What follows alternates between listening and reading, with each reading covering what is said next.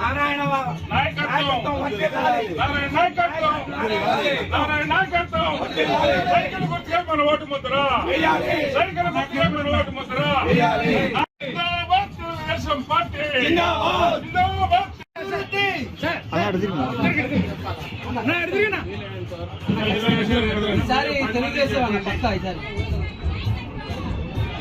Support కావాలా తప్పకుండా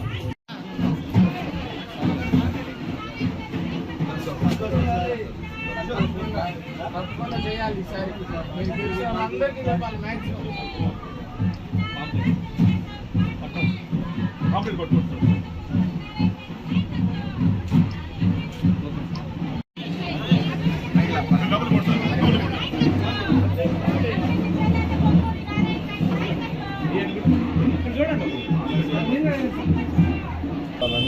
ఈరోజు భవిష్యత్తు గ్యారంటీ ప్రోగ్రాంలో ఈరోజు నెల్లూరు టెంపరెంట్ యాక్చువల్గా ప్రచారాన్ని ప్రారంభించాం. అది ఇక్కడంతా ఎక్కువగా షాప్స్ ఉన్నాయి. ఎక్కడికి ఏ షాపుల మీద వాళ్ళు ఒకటే చెప్తున్నారు, ఈసారి వచ్చేది తెలుగుదేశం పార్టీ మీరే అంటే ఇంకా అసలు ఓటు అడగక ముందే అక్కడికి పోగానే వెంటనే చెప్తున్నారు. జనరల్గా ఏంటంటే నమస్కారం పెట్టి మా ఓటు ఏంటంటే జనరల్గా సరేలేండి వేస్తూ ఉంటారు. కానీ అలా కాకుండా వాళ్ళ గడప తొక్కగానే వెంటనే వాళ్ళే చెప్తున్నారు. అనూహ్యమైన స్పందన. దీనికి కారణం ఏంటంటే ఈ యొక్క జగన్మోహన్ రెడ్డి చేస్తున్న అరాచక పాలన. ఒక నాయకుడు అంటే ఎంతసేపటికి ఒక ప్యాలెస్లోనో రూమ్లోనో కూర్చొని పరిపాలించడం కాదు. నాయకుడు ప్రజల మీద తిరగాల. ఆయన తిరగల, కేవలం గెలిచే ముందు తిరిగాడు, గెలిచిన తర్వాత మర్చిపోయాడు ప్రజల్ని. గెలిచేదాకా పాదయాత్ర చేశాడు, అవి చేసాడు, ఇది చేశాడు. గెలిచిన తర్వాత ఆయన కంప్లీట్గా ఆయన ప్యాలెస్ పరిమితిపై అక్కడి నుంచి ఆర్డర్స్ అంటే ప్రజలకు జరిగేది ఒకటి, వాళ్ళ బాధలు ఒకటి, అవి తెలుసుకోకుండా కేవలం ఎవరో నలుగురు సలహాదారులు ఇచ్చే దాని మీద పరిపాలన చేస్తూ అరాచక పాలన చేస్తూ ప్రజలకు ఇష్టం వచ్చినట్టు ట్యాక్సీలు చేశారు. తెలుగుదేశం ప్రభుత్వం 5 సంవత్సరాల్లో ఒక్క పైసా ఇంటి పన్ను ఖర్చులా కానీ ఇది పెంచారు. అక్కడ చెత్త పన్ను అంట, అదే కొత్తది తీసుకొచ్చారు. మేము ఎప్పుడు వెళ్ళా, అసలు ఏ రాష్ట్రంలో కూడా చెత్త పన్ను అనేది లేదు. మన ఆంధ్రప్రదేశ్లో కరెంటు సరే ఎన్నో రెట్లు కరెంటు పెంచేశారు. కరెంటు ఈవెన్ సరే ఒక మోస్తరు వాళ్ళు పే చేయగలరు. ఆ స్లమ్ ఏరియాస్లోకి పోతే కన్నా రివర్ పక్కన ఆ గుడిసెల్లో ఉండేవాళ్ళు కూడా పాపం సఫర్ అవుతున్నారు.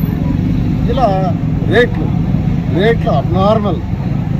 ఈ విధంగా పరిపాలన నాయకుడు ప్రజల యొక్క ఇబ్బందులను గమనిస్తూ ట్యాక్సులు పెంచకూడదు అని ఆలోచించాలి. అంతేగాని అక్కడ కూర్చొని ప్యాలెస్లో ఆర్డర్ పాస్ చేస్తే ఇక్కడ ప్రజలంతా సఫర్ అయ్యే తెలియదు.